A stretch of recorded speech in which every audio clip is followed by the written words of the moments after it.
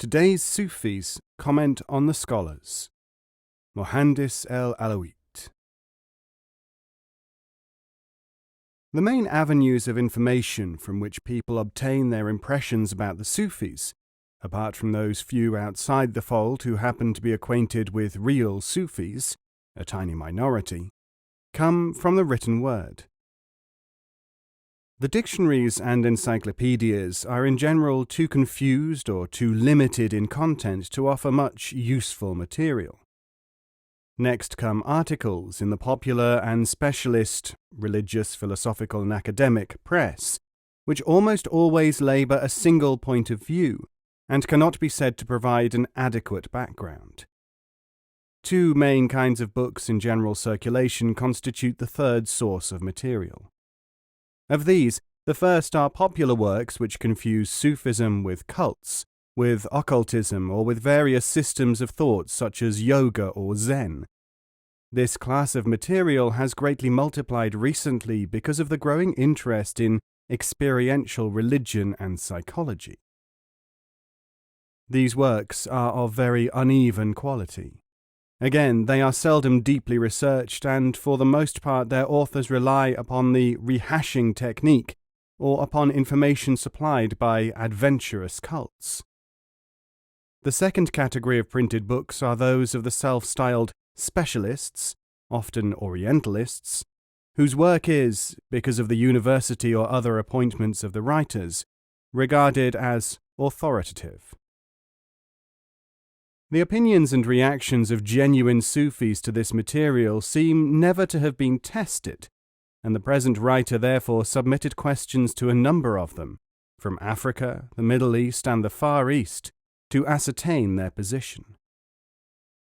It is no secret that Sufis and professional or professed scholars have been at odds ever since records on the subject are available, which means for over 1,000 years. Sufis executed in the past through scholars' testimony include the redoubtable Hallaj, the great Sufi martyr. The major teacher Ibn al-Arabi, known in the East as the greatest master Sheikh al-Kabir, was hauled before an inquisition and had to satisfy scholars that his interpreter of desires was mystical and not love poetry. He satisfied them, unusually, thereby showing what most commentators feel to be nothing more than that he was their master in debate and interpretation, rather than that they were especially susceptible to justice. The attitudes of the medieval scholastics, however, persisted in the minds of even such a recent Orientalist as the highly acclaimed Ignaz Goldziher, who, in the face of almost unanimous testimony to Arabi's importance, could call him a swindler, which he felt able to do without the need to adduce any evidence as to his swindles. The Sufis of today, rightly one might imagine given the background just abbreviated, regard scholars with a fair amount of suspicion. There are two main reasons for the Sufi reservations about the academics. One, scholars undoubtedly distort, misunderstand and misreport, and the Sufis have adduced numerous examples of this tendency which effectively combats scholarly claims to objectivity in the handling of materials, for instance. And two, scholars, through their assumption of authority, tend to make people who read them think that their materials and conclusions must be authoritative and correct. The main remarks by contemporary Sufis, which are borne out by an examination of works in print about Sufis by scholars and specialists, are these. Many of the assertions made are contradictory, as when an authority will say that Sufism is derived from Christianity, but on another page that it is self-generated. Again, another well-known writer says both that Sufism is limited only to Muslims, and also that all Christians are Sufis. A surprisingly large number of present-day students of Sufism confuse it with a sort of occultism and resort to amazing phrases and ideas which can find no support in the classical materials. Islamic scholars in the West make the most childish mistakes in references to the materials and contexts of the Sufis, which betray a great ignorance of Islam and of the setting of early Sufis. A low level of knowledge of Persian and Arabic, the main languages used in the Sufi classics, is evidenced by several scholars in the West. These include eminent professors Arbery and Nicholson. Some of them translate materials while at the same time admitting that they do not understand what the Eastern people make of them. An example is Gertrude Bell in her translations from Hafiz. Many writers imagine, with Berger for instance, that a study of a deteriorated cult using Sufi externals, such as the highly fossilized form of Bektashism still lingering in areas of the former Turkish Empire, are in fact Sufi entities. Such writers as John Subhan imagine that superseded formulations and practices, used in olden times for specific purposes, are integral to Sufism. Most of the Orientalists fail to study the contemporary living aspects and organizations of the Sufis, or else fail to amalgamate into their studies such first-hand and often first-class materials collected by others, as for instance Burke, among the dervishes, Lefort, the teachers of Gurdjieff, and Fatemi in Sufi Studies East and West. There is now a considerable bibliography of materials of this kind, almost unnoticed by the specialists. Many Orientalists, some of whom are actually converts to one or other minority religious group in Islam, try to present Sufism as some sort of aspect of the area which the writers themselves favour. This is especially marked in certain Western Shia scholars, who try to establish the Shia roots of Sufis. This tribalistic approach makes much of their work, perhaps fortunately, almost unreadable and certainly of little or no value except as curiosities of belief. A surprising number of modern Orientalist students regularly mistake the imitative cults who are running supposedly Sufi groups and movements as the genuine article. Although the genuine Sufis can easily make out an unanswerable case for the relative incompetence of scholars in the Sufis' own field, this does not, of course, establish the authority of the Sufis as Sufis. It only shows that the Sufis, in general, are far better scholars than the scholars themselves.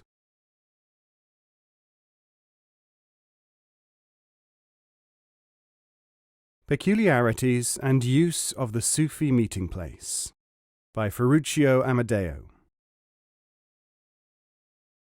Most of the names of the Sufi meeting place are traditionally taken from Persian and Arabic. The most familiar ones are Hujra, room, Zavia, corner, Tekia, a support, a place of repose, Daira, a circle, Dar al-Baraka, abode of blessing. The most ancient and legitimate usage of the meeting place is that it shall be reserved for specific occasions. This is said to be because the configuration of the room or other place is designed to attract and to concentrate a certain subtle force, baraka, which is collected and disseminated among those who attend meetings. If, so the argument goes, too many people use the premises too often, not only will this baraka be dissipated, but the impress of the negative characteristics of the people present will disturb the atmosphere and may even result in cultish or other extravagant behavior.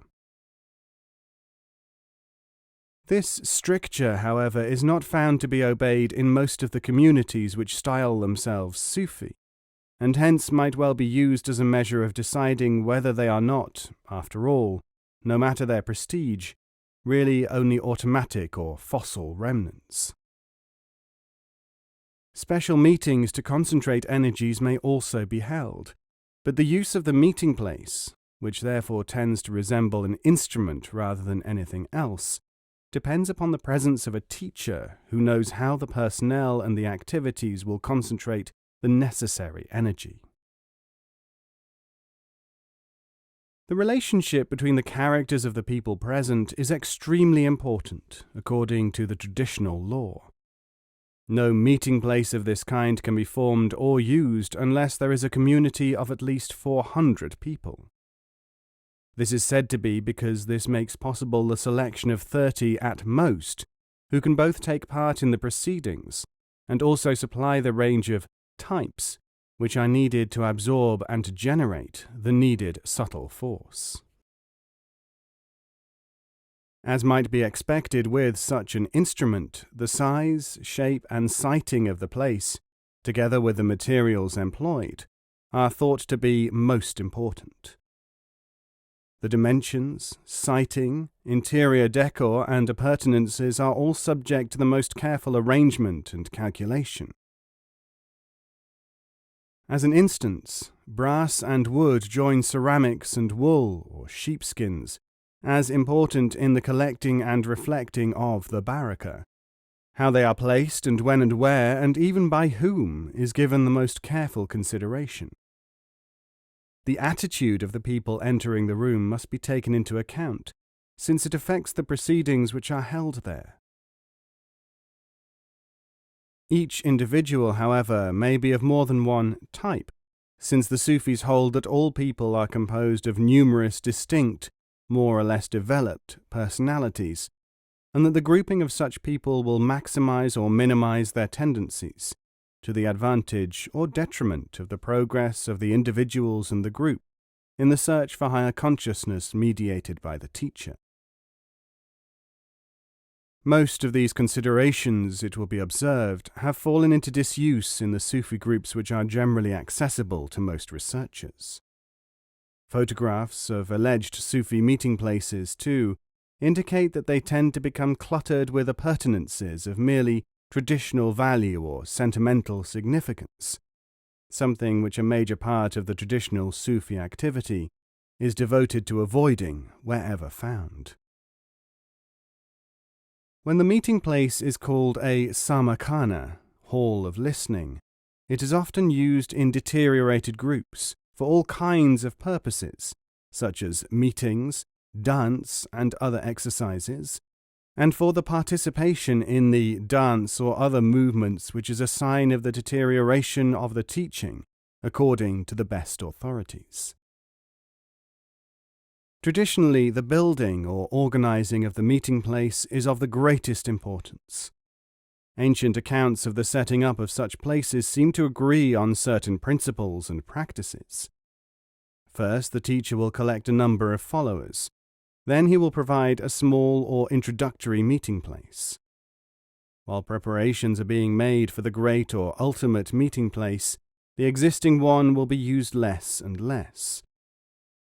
This is said to be because it is set aside for the accumulation of the baraka which will be stored and transferred to the ultimate meeting place when this is ready. The collection of funds for the great meeting place is approached with considerable care and attention. First, no actual collection of funds is made because it is considered a manifestation of the working of the baraka when people donate sums of money spontaneously for the purpose. It is believed that, without prompting, the fund of the meeting place starts to grow and snowball as the need for the place and the impression of the accumulation of the baraka seeps directly, subliminally, into the minds of the disciples. As soon as this happens, they start to accumulate funds. Sometimes, as with other devotional traditions, they part with much of their property, and the resultant sums are given, always anonymously and in secret, in cash, to the teacher. The increased cost of property throughout the world, more particularly in the West, might be thought to have slowed down this process. But when it is realized that some meeting places of the Sufis of the past were built and organized, or converted from existing buildings, at a cost equal to half the total possessions of the disciples, an equivalent amount today with the relative affluence of Western societies, would be colossal and well ahead of the present-day cost of buildings. As with other spiritual communities, the amount of material sacrifice which the members are prepared to make is regarded as an indicator of their generosity, something which in turn affects favorably their ability to profit from the teaching. While such an idea might not recommend itself to those who have reservations about the Sufi or any other system's validity, it cannot be denied that the great masters of the path have always adhered to this policy, even if they were kings or others who were not themselves in need of any part of the material substance handed in for the meeting place. Interestingly enough, it is said among the Sufis that the building of the Egyptian pyramids was originated in the same fashion. That is, a certain number of initiates donated the colossal sums needed to produce the powerhouses, which was the function of the pyramids of old. These, incidentally, are now held to have discharged their functions and to be incapable of functioning as attractors and stores of barakah. The octagonal shape is thought to be the most important for such a building, and brass or copper will attract the barakah, though only if the specialized knowledge which is held by the teachers is brought to bear on the project. Light, sound, and something else not specified work within the building to provide the substance which is supposed to perform the Sufi miracle of enlightenment. Sufi authorities point to the undeniable fact that people all over the world have built colossal and amazing buildings as a part of their religious activities. And they add that originally these were intended to work as some sort of scientific instrument, principally working with the barakah factor. Information on this point is hard to obtain, understandably. But there is evidence that these concentrators are still being built and adapted from other suitable buildings.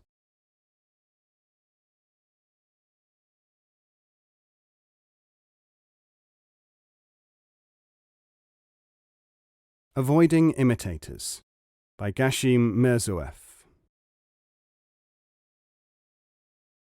During the Middle Ages, the writings of such Sufi greats as Al-Ghazali and Ibn al-Arabi profoundly influenced the religious and scientific thought of the West. It is not too far to go to say that Western philosophical and religious thinking, as well as much of European literature, would certainly not be what it is, in content or quality, without the Sufi influence, which has been documented by an increasing number and variety of workers in the West itself. There seems little doubt that there has been a continuing interchange between the Sufis and the West. Certainly, much recent research indicates this. This intercommunication, however, appears to have become naturalized very early on. The strange men in odd headgear who chant and gyrate, mentioned with approval by Ramon Lull 7 centuries ago, are more likely today to be men and women who are as at home in the West as in the East. They are likely to be people who have adapted the traditional, culture-linked ideas and practices of the East to the milieu of the West, which today, of course, includes the Americas and places as far afield as Australia and South Africa. But there is another layer of supposedly Sufi activity which has invaded the West, and which is clearly based either on the excitatory, primitive or shamanistic cults of the Middle East, or else upon the adventures of certain spurious or self-deceived teachers who have regularly invaded the West since Victorian times. Let us now look at some of them. The most numerous emanate from the Indo-Pakistani subcontinent. Few are well educated, though many have what seem to be impressive degrees from local universities.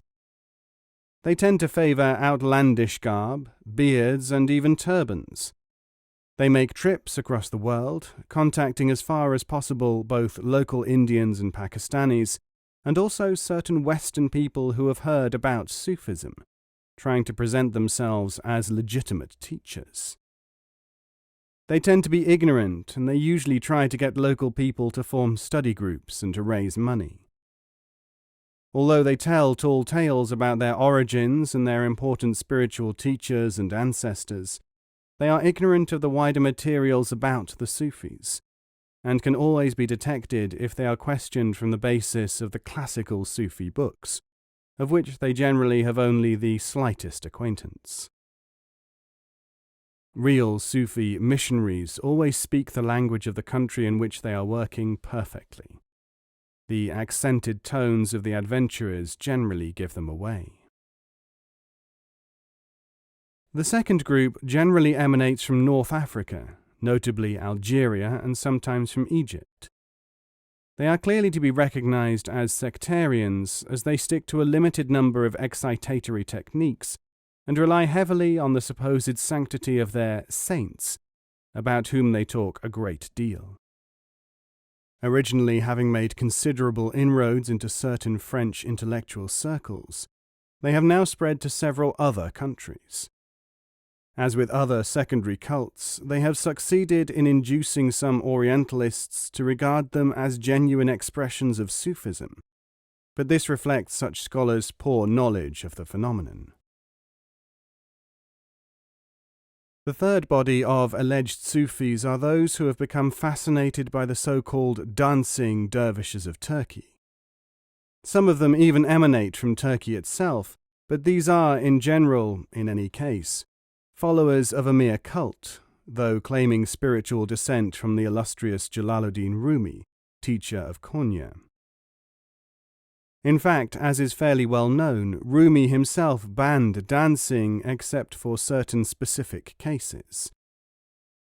Furthermore, in all Sufi circles, dancing and all such movements are restricted to employees, since the effect of the movement and music is not on the participants, but upon the observers. That is why even the Mevlevi musical halls are technically termed Samarkana, Hall of Listening, and not Hall of Music, or Participation, or Hall of Taking Part in Dancing. Sufis are notoriously careful in their use of words, and this point is well attested through reference to the classical masters. What has perpetuated the thirst for participation in music and dance is nothing less than the aspiration which is specifically interdicted by the real Sufis, the desire for emotional stimulation. The dancers cover a great range, from self-deluded followers and self-imagined descendants of Rumi's way, to self-appointed teachers who have merely attended the deteriorated ceremonials of the cult. They delight, too, in dressing up in tall hats and flowing robes. Iran, in recent years, has given rise to a number of equally spurious sects, all using the name of Sufi. None of these is regarded as legitimate by the real Sufis of the East, though their numbers are increasing so rapidly, with followers in the West as well, that they may before long become accepted by Western people as genuine. There are also several stray Arabs who may or may not be sincere, who are carrying on supposedly Sufic activities in the West and in the East. They brandish what seem to be impressive credentials, and yet most of them are extremely ignorant about the real bases and procedures of the Sufis.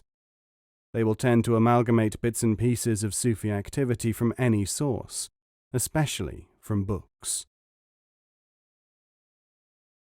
Authentic Sufis go to great lengths to avoid actually meeting such people, partly to prevent them pretending that they have their blessing. The work and writings of Idries Shah in recent years have served to highlight many of the spurious practitioners, since Shah's published materials provide a basis from which to assess at least some of the adventurers.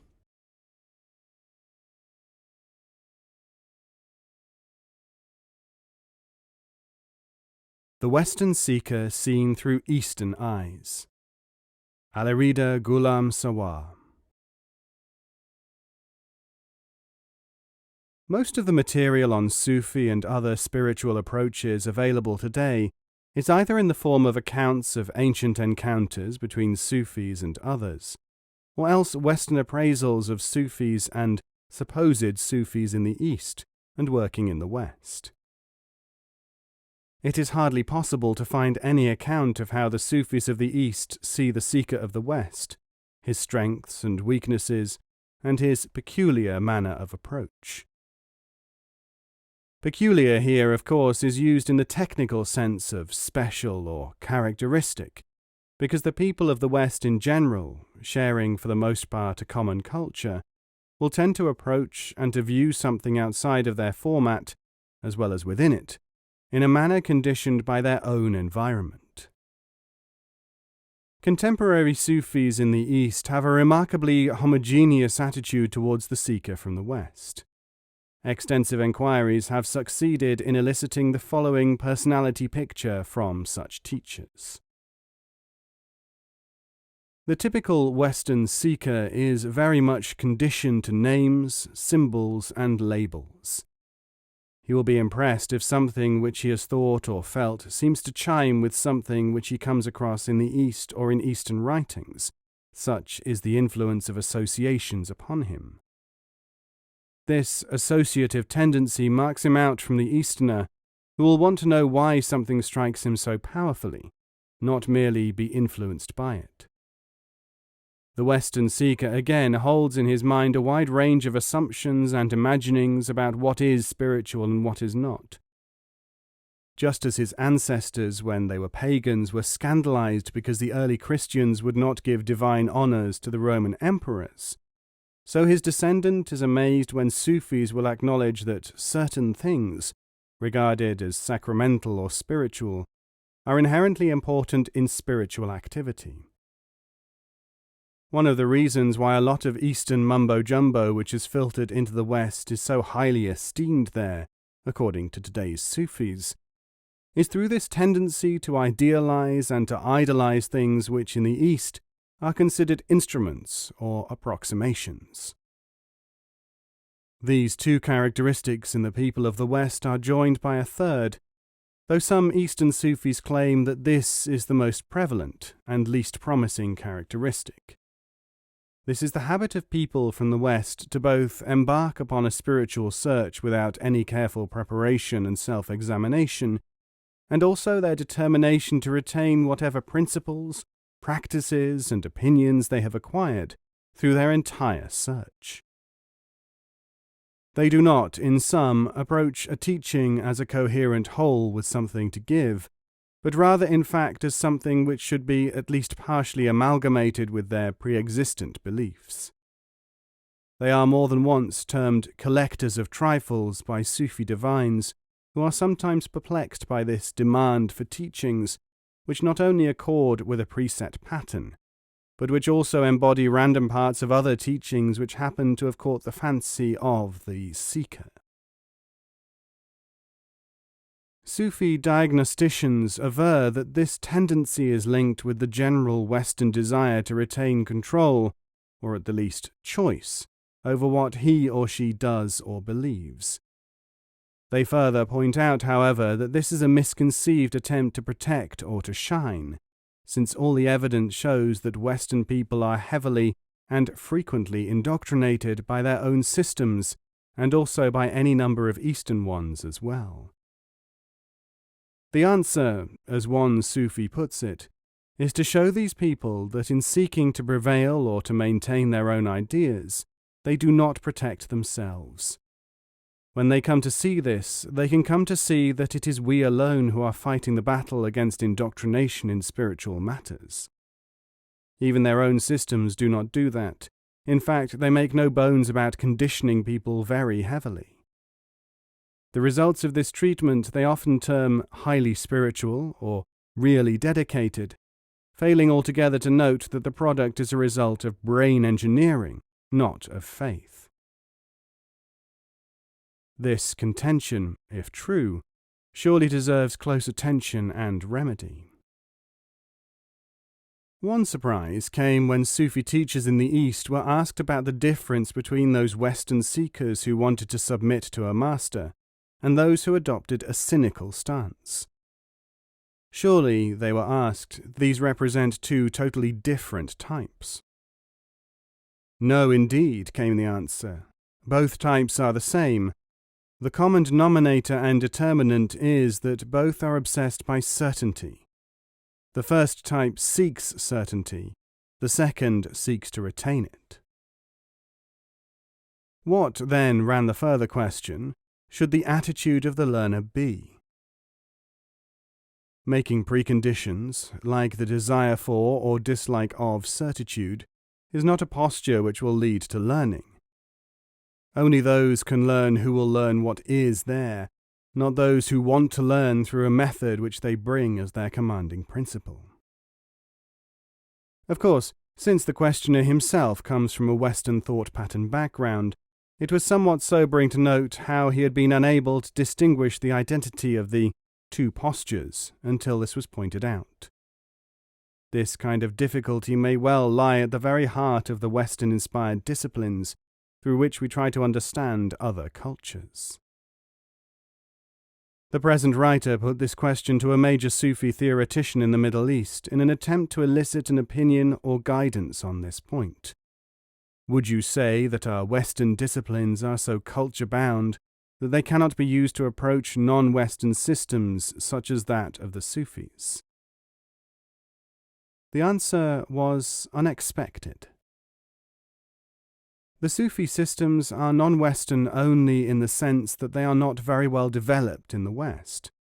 There is nothing inherently Eastern about the Sufi methods, any more than there is really anything inherently Western about technology, just because it was developed in the West, having existed in the East previously, as the history of science shows.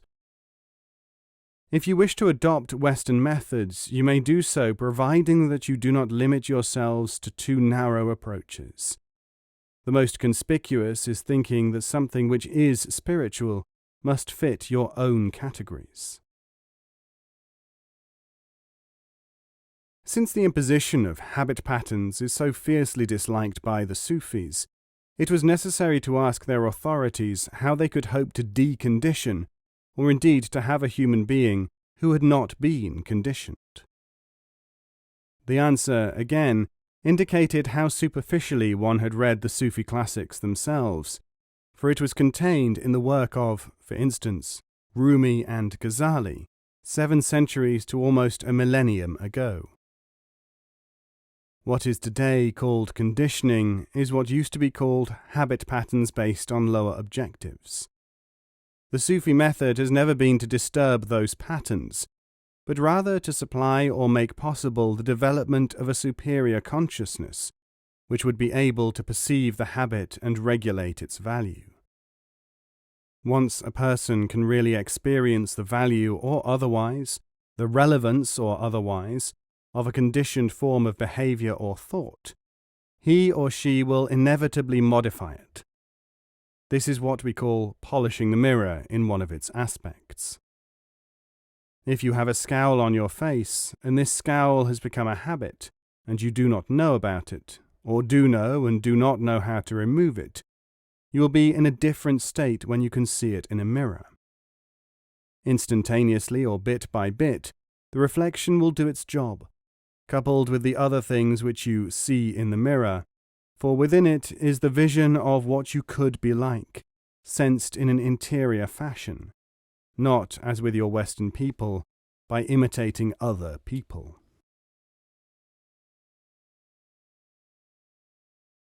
Once again, then, the investigator finds that the Sufi regards the would-be illuminate as someone who not only needs enlightenment, but as someone from whom a great deal in the way of misconceptions has to be eliminated. This is also said to be part of the progression by which veils are banished. The veils, in the way of the Sufi realization, then, may often be nothing more or less than habits which cannot be tackled, as we so often try in the West, by replacing them with other habits. The last remark of one Sufi master on this subject seems to shed further light on the problem. The person from the West has laudable and reprehensible attitudes of aspiration. The laudable is when he or she tries to set out on the path at all. The reprehensible is when he or she imagines that the seeker can make the rules. It is not without interest that, of all the Sufis and imitators visited and queried on this subject, It was the imitators who were unable to describe the shortcomings of the Western seekers in these terms, since obviously they welcomed the tendency towards obsessionality, which was often shown by their own Western disciples. They gave themselves away somewhat, however, by welcoming the obsessed Westerners as people who had seen the truth, and condemning the cynics as people not ready for enlightenment. Similar distinctions are made by false or primitive religionists throughout history and in all parts of the world.